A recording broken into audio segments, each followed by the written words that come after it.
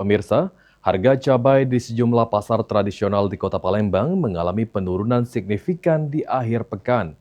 Di Pasar KM5 Palembang, harga cabai merah keriting yang sebelumnya mencapai Rp70.000 per kilogram, kini turun menjadi Rp50.000 per kilogram.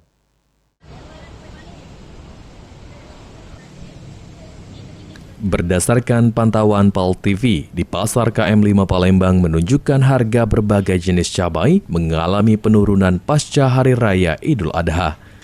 Cabai merah keriting menjadi komoditas yang mengalami penurunan paling drastis.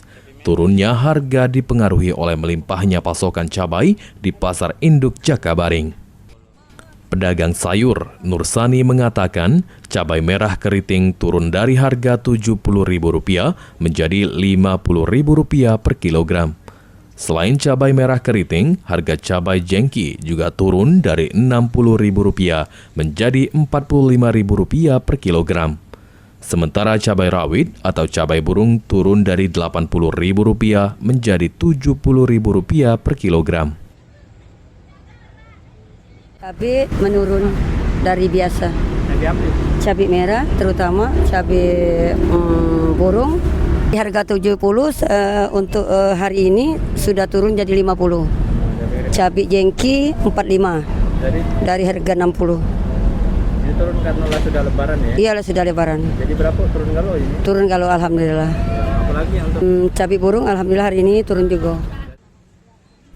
Sementara itu, salah satu pembeli, Mariani, mengaku senang dengan turunnya harga cabai karena dapat mengurangi pengeluaran belanja kebutuhan dapur sehari-hari.